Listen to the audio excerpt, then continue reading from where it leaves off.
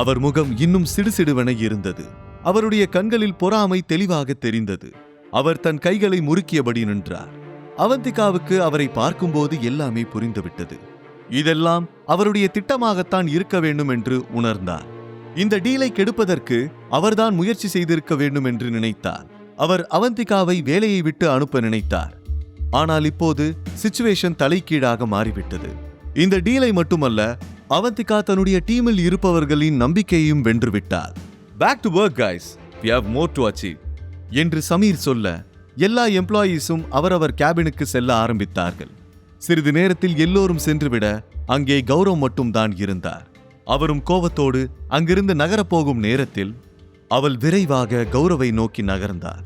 அவருக்கு எதிரில் வந்து நின்று, சார், உங்களுக்கு அப்படி என்னதான் சார் என் கூட பிரச்சனை? எதுக்கு இப்படிலாம் பண்றீங்க என்று நேரடியாக கேட்டுவிட்டார். கௌரவ் அவளை பார்த்து ஏளனமாக சிரித்தபடி, நான்சென்ஸ், உன் கூட நான் ஏன் பிரச்சனை பண்ணணும் என்று சொல்லிவிட்டு நகர நினைத்தார். ஆனால் அவந்திகா அவரிடம் போல்டாக, it's my last warning sir, உங்களுக்கு என்கிட்ட ஏதாவது பிரச்சனை இருந்தா என்கிட்ட ஸ்ட்ரெயிட்டா பேசுங்க. என் கம்ப்யூட்டர் ஹேக் செய்யறது நல்லா இல்லை சார்.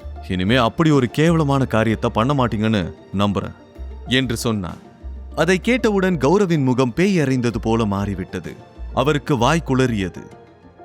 நீ என்ன சொல்ற என்று தடுமாற்றத்தோடு கேட்டார். அவள் லேசான புன்னகையோடு அவரை நெருங்கி வந்து, எனக்கு எதுவும் தெரியாதுன்னு மட்டும் நினைக்காதீங்க. I am warning you. திரும்பவும் இது மாதிரி நடந்தா நிச்சயமா உங்க வேலைக்கு நான் பொறுப்பில்லை என்றார். அவந்திகா அவரிடம் விரலை நீட்டி பேசினார். பின் அங்கிருந்து கம்பீரமாக நடக்க கௌரவ் அவளையே பார்த்து கொண்டிருந்தார். அவளுக்கு உடனே சிவாவை பார்த்து நடந்ததையெல்லாம் சொல்ல வேண்டும் போல இருந்தது. மீட்டிங் ஹாலில் இருந்து வெளியே வந்த பிறகு அவள் கண்களில் ஒரு பிரகாசமும் முகத்தில் ஒரு வெற்றி புன்னகையும் தோன்றியது. அவள் தேடிக்கொண்டிருந்த மரியாதை அவளுக்கு கிடைத்துவிட்டது. உழைப்புக்கான பலன் அவளுக்கு எதிரில் இருந்தது. உற்சாகத்தால் அவள் இதயம் நிரம்பி இருந்தது. உடனே செல்போனை எடுத்து சிவாவின் நம்பருக்கு டயல் செய்தார்.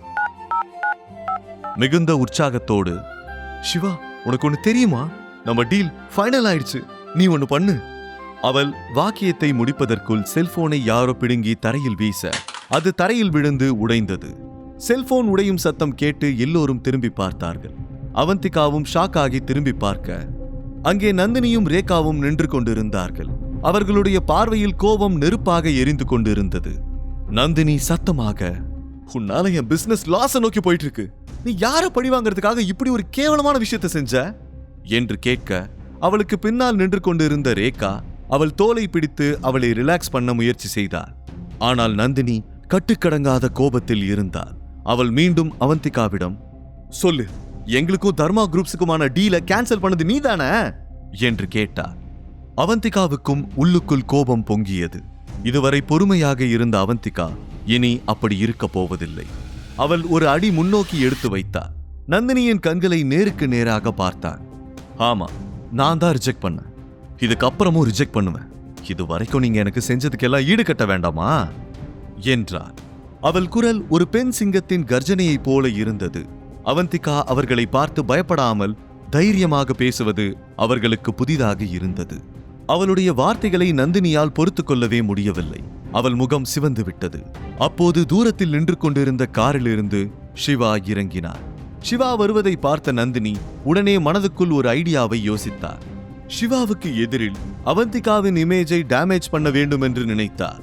அப்படி செய்தால்தான் அவளுடைய ஆட்டம் அடங்கும் என்று நினைத்தவள் அவள் காதருகே சென்று, ஓ, எனக்கு இப்பதான் எல்லாமே புரியுது.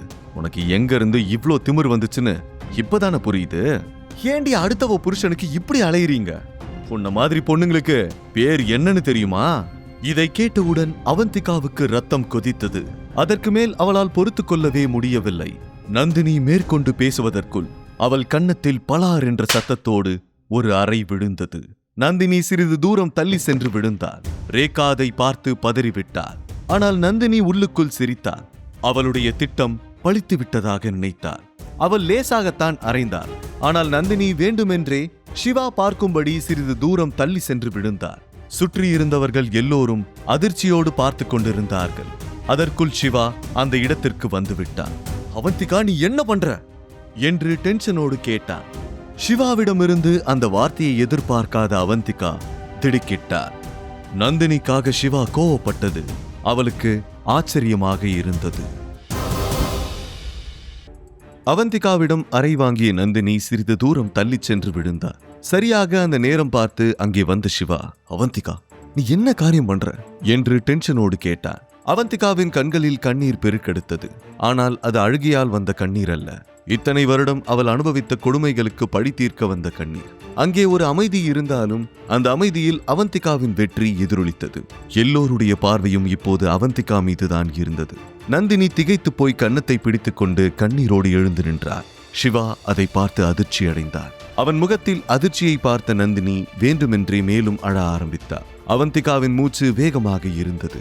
பல வருடங்களாக அவளுக்குள் அடக்கி வைக்கப்பட்டிருந்த அத்தனை அவமானங்களும் வலியும் ஒன்றாக வெளிப்பட்டது போல இருந்தது. அவள் கண்களில் நந்தினியை அறிந்ததற்கான எந்த குற்ற உணர்ச்சியும் இருக்கவில்லை.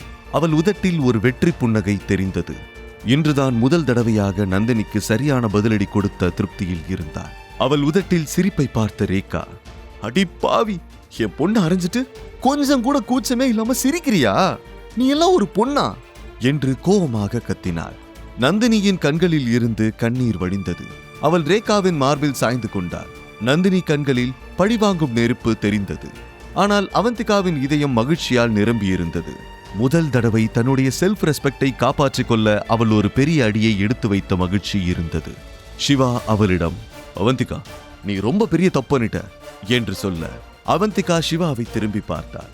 ஒரு பக்கம் நந்தினியை பழி தீர்த்து விட்ட சந்தோஷம் இருந்தாலும் சிவாவின் வார்த்தைகளை கேட்ட பிறகு அவள் உடைந்து விட்டார். சிவா தன் உணர்வுகளை சொல்லாமலேயே புரிந்து கொள்வான் என்று நினைத்திருந்தார். ஆனால் அவன் அப்படி சொன்னதும் அவளால் அதை தாங்கிக் கொள்ள முடியவில்லை. அதே நேரம் நந்தினி அதை கேட்டு சந்தோஷப்பட்டார்.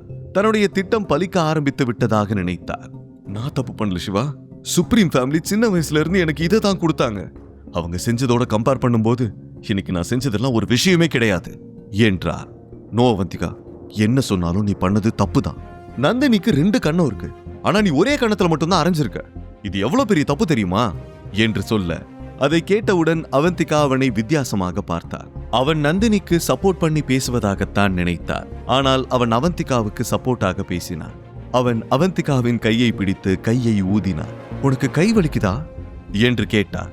அதை பார்த்து ரேகாவும் நந்தினியும் எரிச்சல் அடைந்தார்கள். சில வினாடிகளுக்கு முன்பு வரை அழுது கொண்டிருந்த நந்தினி சட்டென அழுகையை நிறுத்திவிட்டார். அவளுடைய கண்ணீரும் நின்று விட்டது. அதை பார்த்து கூட்டத்தில் இருந்தவர்கள் கிசுகிசுப்பாக தங்களுக்குள் பேசிக் கொண்டார்கள். சிலர் சத்தமாக சிரித்தே விட்டார்கள். நந்தினிக்கு அவமானமாக இருந்தது. அவள் சிவாவையும் அவந்திகாவையும் முறைத்தாள். அவந்திகாவுக்கு சந்தோஷத்தில் கண் கலங்கியது.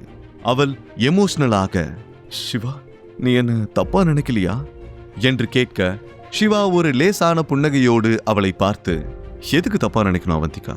நீ இன்னைக்கு தான் ஃபர்ஸ்ட் டைமா உன்னோட பயத்தை தோக்கடிச்சிருக்க. நீ இப்படி இருக்கணும்னு தான் நான் ஆசைப்படுறேன். நான் ஏன் உன்னை தப்பா நினைக்க போறேன் என்றார். சிவாவின் வார்த்தைகள் அவளுக்கு மிகப்பெரிய தைரியத்தை கொடுத்தது. அவன் என்ன சொல்வானோ என்று பயந்து கொண்டிருந்த அவந்திகாவுக்கு நிம்மதியாக இருந்தது. இதயத்தில் இருந்த சுமை குறைந்து விட்டது போல உணர்ந்தார்.